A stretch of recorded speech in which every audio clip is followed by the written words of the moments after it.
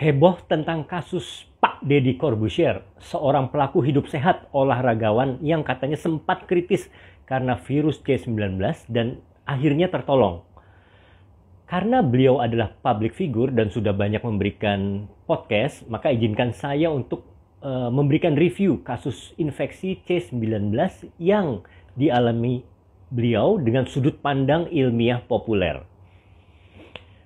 Saat ini saya akan membahas terlebih dahulu kenapa ada orang sehat, masih muda, olahragawan, pola makan sehat namun bisa kena infeksi C-19 dan mengalami gejala berat, kritis, bahkan ada yang tidak tertolong. Ada juga orang tua ringkih yang memiliki banyak penyakit komorbid seperti darah tinggi, gula, dan lain-lain, terinfeksi C-19, namun kenapa gejalanya hanya ringan saja dan cepat sembuh? Saya akan coba jelaskan dengan istilah yang mudah dipahami. Jadi begini, virus adalah benda asing yang patogen. Kita tidak tahu apakah tubuh kita alergi terhadap komponen benda asing tersebut atau tidak.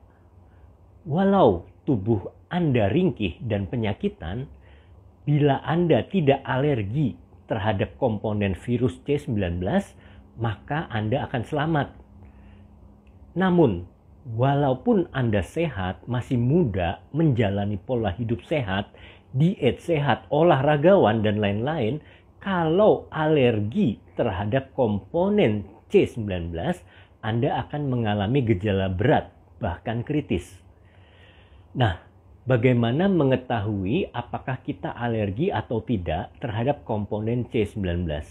Sampai saat ini belum ditemukan cara mengetahuinya.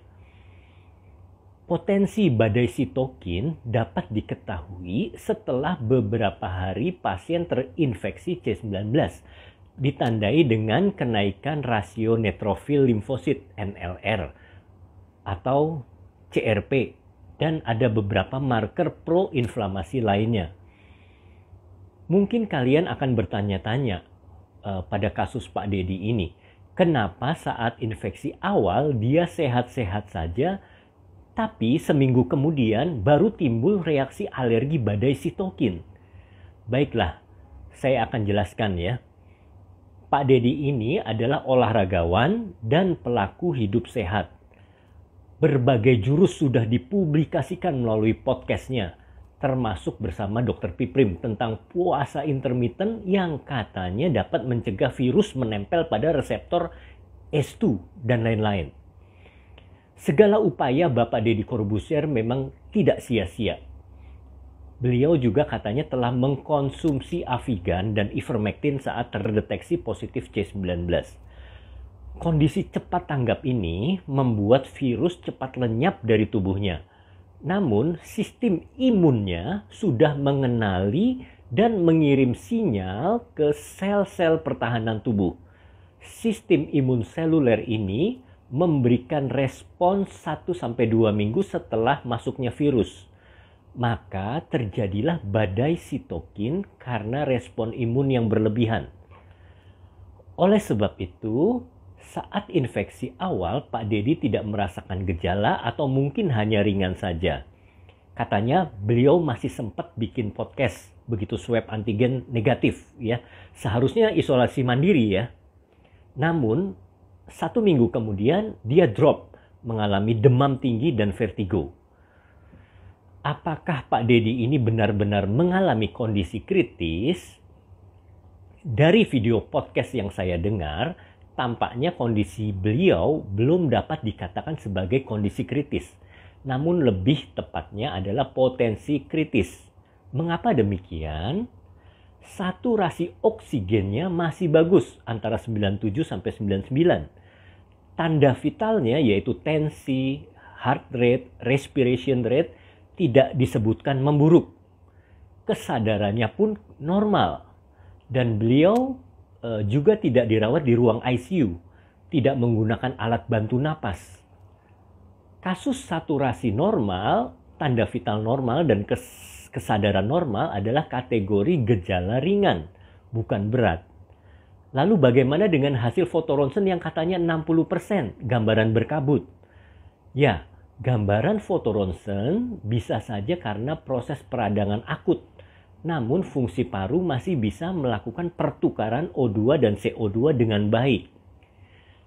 Saya tidak mendengar assessment tentang gangguan koagulasi dari podcast Pak Deddy bersama Dr. Gunawan ya. Tampaknya kasus ini tidak berat. Tidak sampai terjadi gangguan koagulasi yang ditandai dengan peningkatan indikator D-dimer.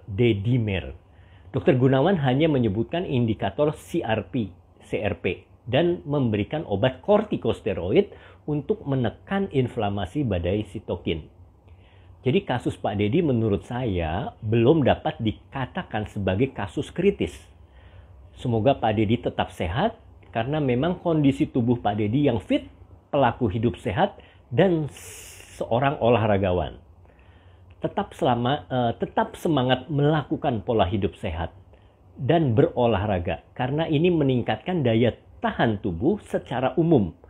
Namun jangan terlalu percaya diri. Anda butuh daya tahan tubuh yang spesifik dalam menghadapi virus C19 ini. Cara yang paling tepat adalah ikut program vaksinasi. Olahraga memang perlu, tapi jangan mengabaikan vaksin. I believe I can fly.